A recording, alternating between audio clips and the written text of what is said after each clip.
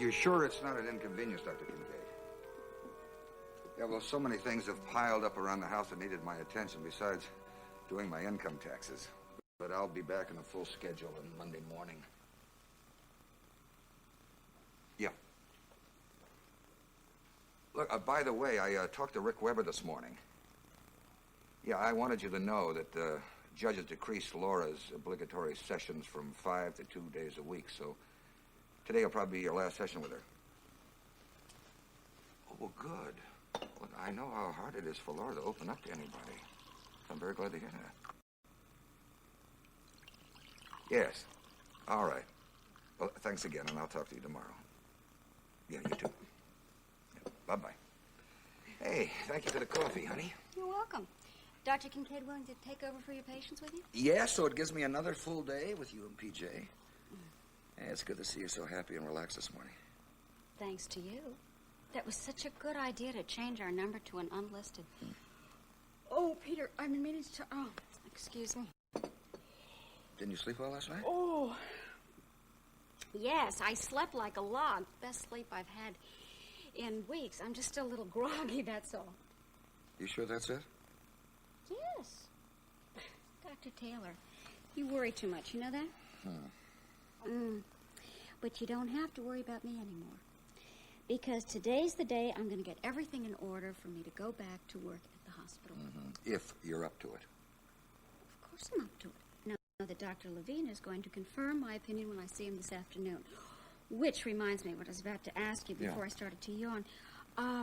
Could I use the car this afternoon to go to the hospital instead of taking a bus or a cab? Well, I'll do you one better. I'll drive you, and while you're with Todd, I'll organize things in my office.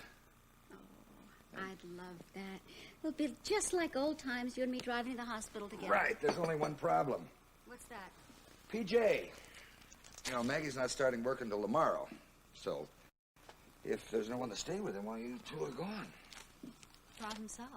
Heather's going to come over this afternoon. I'm sure she wouldn't mind watching our baby for us till we get back. Yeah, I'm sure Heather wouldn't mind. Our only problem would be prying PJ loose from her once we do get back.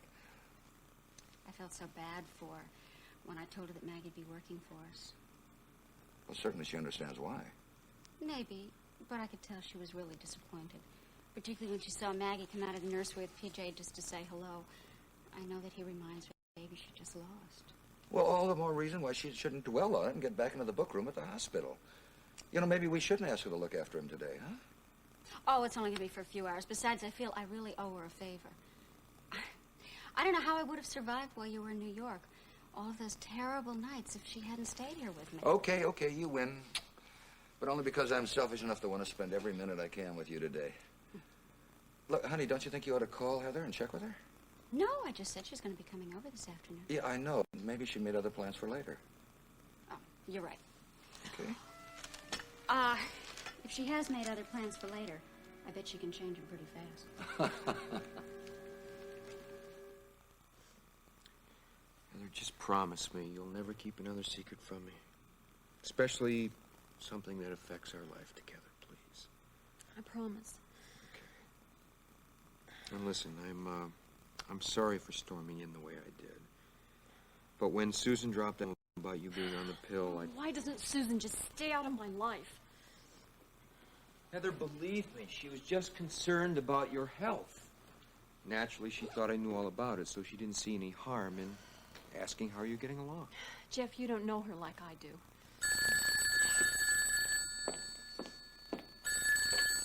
Hello? Heather? Diana. Hi, is everything okay? Oh, couldn't be better. Listen, I have a favor to ask you. Peter has very kindly agreed to drive me over to Dr. Levine's this afternoon for my appointment, and we don't have anyone to stay with PJ. I'd be happy to, Diana. Is Peter going to come right back? He's got a lot of paperwork that he has to take care of before he starts back to work next week. Oh, fine. Don't worry about a thing. I can stay with PJ as long as you like. Honey, I'm sorry. It's later than I thought. I gotta get back. Oh, Diana, just leave him for the hospital. I'll have him drop me off, okay? All right, see you in a minute. Bye. Jeff, you can drop at Diana and Peter's, can't you? Yeah, if you don't mind traveling at the speed of sound. I have a feeling I'm going to be in a lot of trouble when I get back to the hospital for leaving and not telling anyone again. Oh, Jeff, don't be silly. Now your father is chief of staff. You don't have to worry about getting in trouble. You know, sometimes I wonder why I ever bother trying to explain anything to you. Listen, when you get to Diana's, would you call your mom and see if she's going to be there this afternoon? Well, sure, but why? Well, I want to square things up with Rick and Leslie on that money I borrowed. $5,000?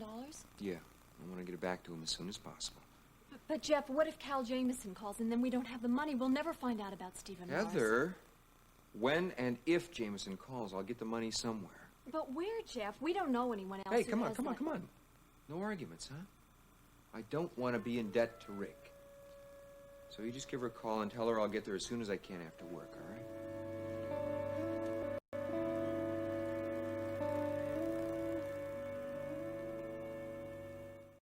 Nice surprise, isn't it, Mom? Well, but I still can't believe that our Susan would just tell Jeff about you taking the birth control pills out of the blue like that. Oh, she'd tell Jeff anything to make trouble between us. You and your big mouth. What did I do? Well, it had to be you that told Susan I was on the pill. For your information, young lady, I didn't tell Susan or anyone else about that. Well, I swear I'm going to get her for this if it's the last thing. Heather, will you just stop going on about Susan like this and just get down on your knees and thank the Lord that Jeff forgave you when you finally admitted the truth to him? I would if I thought that was the worst of it. Why? I mean, what else has happened? Cal Jameson called back just before Jeff stormed in. Did you tell him that you'd given the $5,000 to tell you about Stephen Morris? Yes, of course. I even have the address where I'm supposed to send it.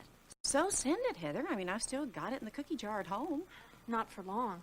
Jeff is driving up to Glenville to get it so he can pay Rick back. Mom, what am I going to do? Oh, Diana. PJ looks adorable in that outfit. I don't believe you. Here I am trying to save your marriage, and all Listen, you Mom, can I'll do... text you later. Bye. How's your mom? Oh, she's fine. She sends her best. Here, I'll take him while you finish ready. Oh, thanks. I don't want to keep Dr. Levine waiting, or Peter for that matter. Are you going to be gone long? Not very. Why, do you have someplace to go? No, I just thought after your appointment you'd want to check on your work schedule for next week.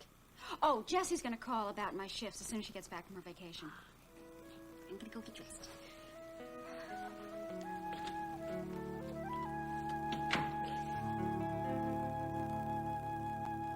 Look, Larry Joe, all you have to do is wait a few minutes and then call me back at this number.